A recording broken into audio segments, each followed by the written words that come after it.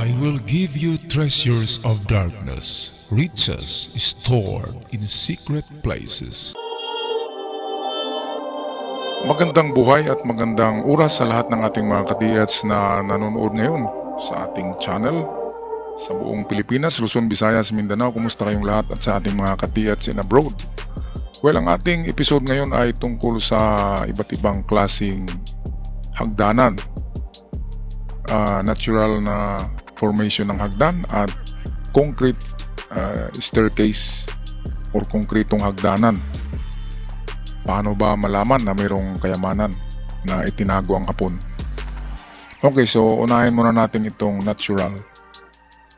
Okay, pag natural, yung napurma lang siya dahil sa tagal ng panahon. Withering, yung sa tagal na pag-ulan, sa tagal na pagbaha, ay aksidenteng naging purmang hagdan katulad nito, itong nasa picture.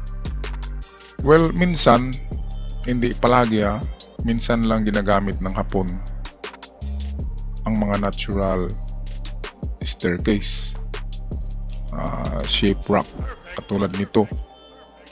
Pero, meron ding kaso na nagbaon sila sa ganito kasi hindi na sila gagawa ng purma na staircase.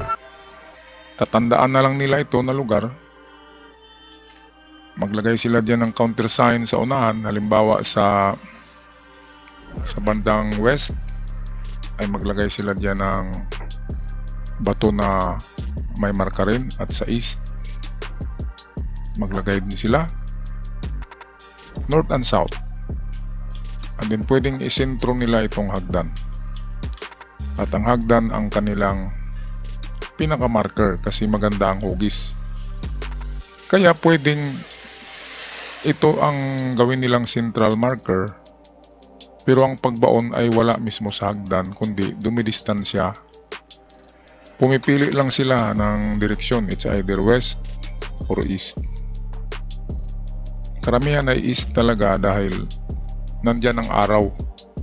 Madaling makita ang araw sa umaga, di ba? Nandyan talaga sa east kapag umaga. Kaya kung mag-recover ng treasure, umaga ang magandang pag-recover kasi makikita mo yung posisyon ng araw. So, unang hanapin mo kaagad kapag matagpuan mo ang central marker ay hanapin mo kaagad ang east. At tingnan sa east kung mayroong kahoy na may kakaibang tinatawag na deformed trees. Centennial tree ba ito? At dumidistansya ba yan ng kahit 7 to 9? Ganito ang mga distansya 7 to 9 meters bang distansya? Kung ganyan, pwedeng ang kahoy ang nilagyan ng item. Ngayon, kung tingnan mo naman sa kaliwa, sa west, kapag may nilagay diyan na patong-patong na mga bato na binilog na ganyan, ay pwedeng diyan din. O kahit na hindi patong-patong na bato, basta pato na may marka sa bandang west. And then, try nyo rin ang north pagtingin dito. And then south sa baba. Ang sa konkreto ay yung concrete talaga ang nilalagyan ng item. Pero sa ganito, ginagamit lang kasi ito na parang reference marker, parang palatandaan lang talaga. Natural rock formation na hagdanan. Pero ginagamit ito. Pero wala sa hagdan mismo.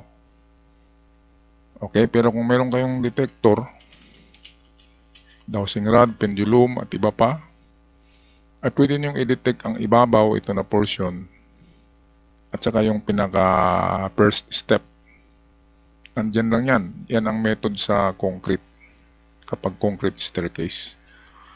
Okay, so puntahan natin ang ito. Talagang totoong hagdan na ito na semento. Ayan padala ito sa atin noon ng ating ka-TH, matagal na. Baka sinwerte na nga yun Ang problema, napadaan lang siya sa lugar na ito at nang linisin ng may-ari, ayan, nilinis, ay tumambad yung hagdan na konkreto. Ngayon, itong mga hagdan na konkreto, ito'y hagdan noon ng mga bahay na made of woods. So, imagine natin na dito yung bahay. Andi naka-attach sa harapan yung hagdan. Ito yung entrance. Ayan. Ang mga nilalagay sa hagdanan na konkreto ay very small deposit. Maliit lang talaga siya. At hindi siya parte ng Yamashita Treasures. Yan ay individual soldier yung tinago lang ng isang sundalo. Hindi yan marami. Merong nakakuha niyan dito sa lugar namin. Takal-takal na ng hagdan na yun. Aksidenteng binasag niya yung hagdan para malinis yung bakuran niya. May laman pala. 2 gold bars. Kaya totoo. Kaya akin to pinamahagi. So ito yung close-up. Ngayon, unang tingin nyo mga katiit, saan ba yan? Okay, ang unang tingnan kaagad yan ay itong malaking chamber. Kasi halo yan sa likod. Sa likod niyan ay pwede nyong basagin. Halo yan, hindi yan solid. Kaya pwedeng binutasan lang nila tong gilid, tapos nilagay sa loob ang item and then siniminto muli. So ito talaga yung number 1 kaagad na tingnan. Ang pangalawang tingnan, yung nililigaw ka ng hapon, alam nila na kapag makita mo ito, ay ito talagang basagin mo dahil mayroong compartment, mayroong parang treasure vault sa loob. Kaya naglagay din sila sa ibang parte ng hagdan. So pangalawang tingnan, ito yung una, ito, ang loob niyan. Ang pangalawa ay dito. So pangalawa ay ito na portion. Ibinaon talaga diyan kasi madaling matandaan eh. First step. So ito yung first step sa baba ng first step. So dito yan. Ngayon meron pang pangatlong tricks yan. So pangatlo,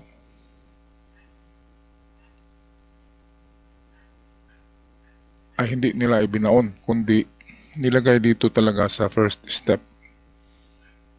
At malalaman mo na ang first step na yan ay may laman dahil detachable ito, matatanggal siya.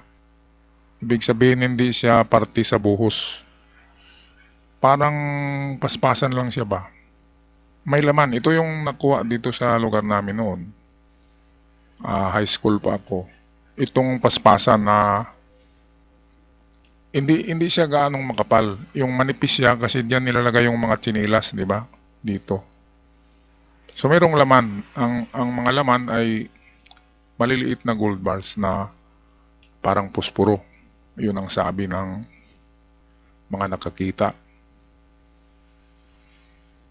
Okay, so ito yung isang klaseng hagdan. Ngayon, meron pang ibang klaseng hagdanan.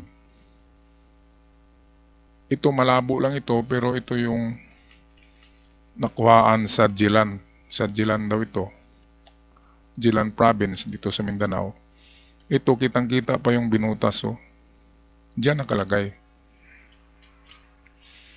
Plug pull siya. Ito merong tinusukan diyan ng tubo. And then, di ba kapag plug pull, aakyat ka, dalawa kayo.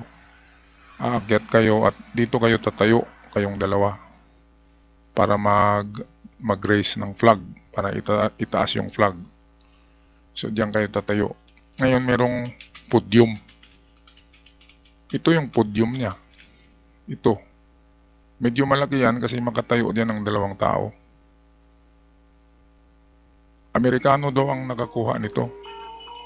Kaya malamang ang naglagay din dyan ay Amerikano noong World War II kasi ang mga Amerikano kapag nahuli nila yung mga Hapon ay kinukuha nila yung mga daladalang bag. Kaya minsan nakakumpiska sila ng mga ginto galing sa Hapon.